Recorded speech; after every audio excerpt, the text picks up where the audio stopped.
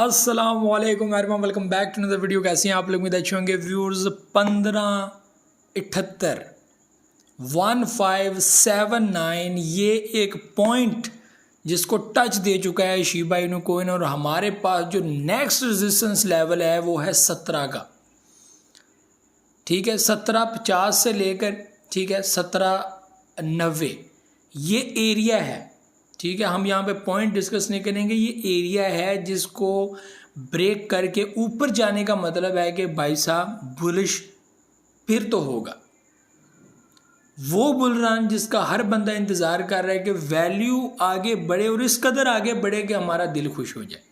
तो भाई साहब आपका दिल खुश हो जाएगा। वैल्यू काफ़ी टाइम के बाद एक बार फिर 1578 तक देखने को मिली। ये बहुत बड़ी बात है। ठीक है, और इस वक्त इंडिकेटर्स रिवर्स हो चुकी हैं, बुलिश सिनेरियो की तरफ बढ़ चुकी हैं। 70 to 75% मार्केट का रुख बुलिश है। बिटकॉइन इस वक्त मज़ीद आगे बढ़ने की कोशिश में है। वो चाहता है कि मैं मज़ीद आगे बढ़ूं। वैल्यू को आगे बढ़ाना जो है वो उसका मकसद है।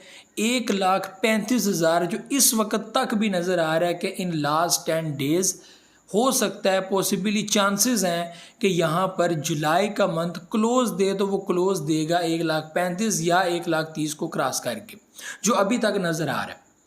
और इसका इम्पैक्ट बाकी मार्केट के ऊपर भी पड़ेगा, और हो सकता है कि यहाँ पर शिबा इनू कॉइन भी अपनी वैल्यू को आगे बढ़ाए और हम लोगों को बहुत जल्द वैल्यू 17 से ऊपर देखने को मिले, जो मैं आपको पहले भी अपनी वीडियोज़ के अंदर बता चुका हूँ। आपको याद होगा जब 11 के अंदर वैल्यू थी, मैंने वीडियोस बनाई, मैंने बोला कि भाई साहब यहाँ पर पॉसिबली चांसेस हैं कि वैल्यू आगे बढ़ेगी, और यहाँ पर 14 का लेवल है, 15 का लेवल है, और उसके आगे 17 का।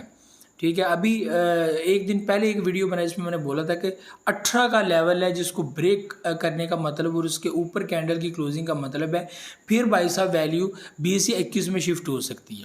ठीक है, मैं आपको मज़ीद डिटेल के साथ 0.00001579 ये मेरा मतलब है इन USD में, ये प्राइस आपके साथ शेयर कर रहा हूँ। कुछ लोगों को शायद समझ ना आ रही हो, मैं 1578 या इस तरह जो है बात कर रहा हूँ, मैं लास्ट वाले डिजिट्स जो है वो आपके सामने बता रहा हूँ। ठीक है, और जाहिर सी बात है वहाँ पर वही चीज़ ट्रेड हो रही है। ठीक है, और ज़ीरो वाले तो आपको पता है वो तो साथ ही साथ है। तो 0.00001579 तो ये एक बहुत बड़ा पॉइंट है जिसको टच दिया है, और सिर्फ इसको टच नहीं दिया बल्कि लोगों को प्रॉफिट भी दिया, और इसमें कोई शक नहीं है। पब्लिक के यहाँ पर एक सपोर्ट टाइम के अंदर 11 के अंदर जो है वो परचेजिंग थी। इसके नीचे बात करें तो वो 50 में भी परचेजिंग करने के लिए तैयार थे, लेकिन वो मौका बहुत सारे लोगों को मिला, बहुत सारे लोगों को नहीं मिला। रीज़न ये थी कि वो इतना डंप ही नहीं हुआ। अगर वो वैल्यू 900 के अंदर चली जाती तो वो एक पॉइंट मैंने बताया था कि भाई साहब 900 या 850 के अंदर अगर वैल्यू वापस जो है वो शिफ्ट होती है तो आप लोगों के लिए परचेजिंग का एक बेहतरीन मौका बन सकता है, या आप लोग यहाँ पर परचेजिंग कर सकते हो। लेकिन क्योंकि इतना नीचे गया कोई नहीं, और वहाँ से वैल्यू जो है वो 11 से वापस बढ़ती हुई अब आपके सामने है कि एक अच्छा प्रॉफिट आप लोगों को दे रही है, एक अच्छा फ़ायदा आप लोगों को जो है इस वक्त वैलेट के अंदर नज़र आ रहा है। बाकी आपकी अपनी मर्ज़ी, आप 25% सेल करना चाहते हो, आप 50% सेल करना चाहते हो, ये आपका अपना माइंड सेट है। आपने अगर बीच में से प्रॉफिट निकालना है, अगर नहीं निकालना तो फॉर लॉन्ग टर्म कोइंस देखें, 2 वैलेट होने चाहिए आपके पास, एक शॉर्ट वैलेट, एक लॉन्ग वैलेट। लॉन्ग में ये है कि आप लोगों ने सारी जो पोजीशंस हैं वो लॉन्ग टर्म के लिए लेनी है, और लॉन्ग टर्म में ये है कि आपका टारगेट जो है वो मैक्स जो है वो मिनिमम जो है वो 3 मंथ तो होना ही चाहिए मेरे हिसाब से, तो क्योंकि मार्केट को एक बड़ा रिवर्सल लेने में तकरीबन 3 मंथ लग जाते हैं। मेरे हिसाब से जो है वो 3 मंथ का जो टर्नओवर है ये बड़ा ज़बरदस्त रहता है। ठीक है, तो भाई साहब कल का दिन बड़ा परफेक्ट रहा है। कल की वन डे कैंडल एक बहुत बड़ी और तगड़ी कैंडल थी।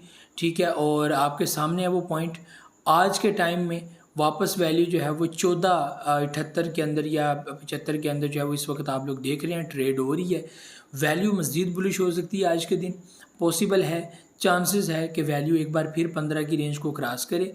और अगर आज की कैंडल ग्रीन क्लोज होती है तो कल का दिन बड़ा परफेक्ट हो सकता है, और आइंदा 1-2 दिन के अंदर वैल्यू मज़ीद बेहतरी की तरफ जा सकती है और जो है वो वैल्यू अपने ऑल टाइम जो एक रेजिस्टेंस जो बन रही होती है उसको जो है वो ब्रेक करने की तरफ जो है वो जा सकता है। ज़ाहिर सी बात है कि सपोर्ट एरिया हमारे पास जो है वो 13.5 का भी है, ठीक है, 12.5 का भी। जो स्ट्रॉन्ग एरिया वो 12.5 का है, उसके नीचे 11 का एरिया, जो मेरे हिसाब से जो है वो इस पोजीशन के अंदर वापस आना मार्केट का इतना आसान तो नहीं है। लेकिन अगर जो है बिटकॉइन यहाँ पे गिर जाए या बिटकॉइन कोई बैड न्यूज़ आ जाए, कुछ भी हो जाए, तो फिर जो है वो वैल्यू गिर भी सकती है, इसमें कोई शक नहीं है, ठीक है। ज़ाहिर सी बात है जो एनालिसिस होता है, जो आपका एक जो आप शेयर करते हो थॉट्स वगैरह, जितनी भी आप हिसाब किताब लगाते हो, ये करंट सिचुएशन को देखते हुए आपके साथ चीज़ें शेयर की जाती हैं। कल को क्या पता अभी 5 मिनट बाद कोई ऐसी बैड न्यूज़ आ जाए, मार्केट धड़ाम से नीचे गिर जाए, क्रैश हो जाए, तो ज़ाहिर सी बात है कि उस इम्पैक्ट का क्या करना है।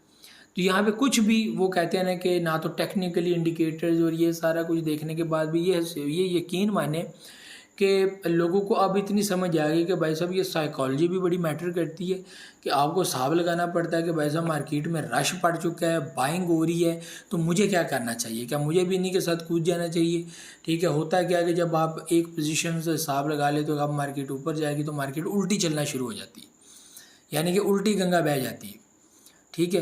तो लोगों ने पूरा हिसाब लगाया होता है, तो यही तो भाई साहब मार्केट है, इसको कहते हैं साइकोलॉजी।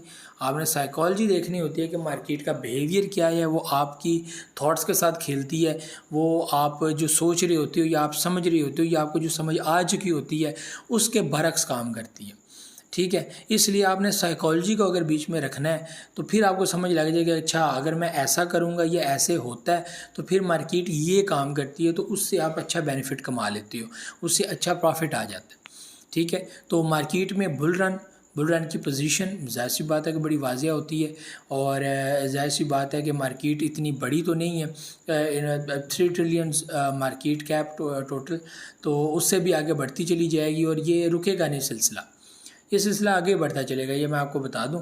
तो इसलिए घबराना नहीं है, टेंशन नहीं लेनी और चीज़ों को जो है वो मैच्योरिटी के साथ आगे लेकर चलना, ठीक है। रिस्क जो है वो होता है लेकिन इसको मैनेज करना पड़ता है, ठीक है। मैनेजमेंट नहीं करेंगे आपको समझ नहीं आएगी। स्पॉट ट्रेड तो इंतहाई आसान है भाई साहब, स्पॉट ट्रेड में मार्केट नीचे भी चली जाए तो इसमें कोई आपको डरने वाली बात नहीं।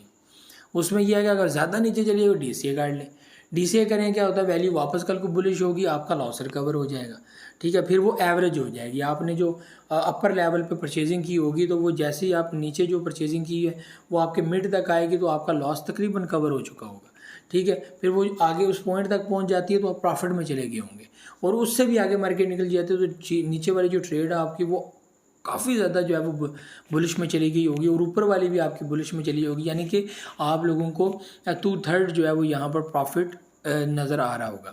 तो ये जो है वो सारी चीज़ें हैं, बाकी घबराने वाली बात नहीं है, सब कुछ बेहतर है, अल्लाह पाक खैर करेगा, सब कुछ बेहतर ही होगा। तो मुझे तो इजाज़त भाई साहब, वीडियो अगर पसंद आई तो वीडियो को लाइक ज़रूर कीजिएगा, इसी तरह आप लोगों का अपडेट्स वगैरह मैं करता रहूँगा।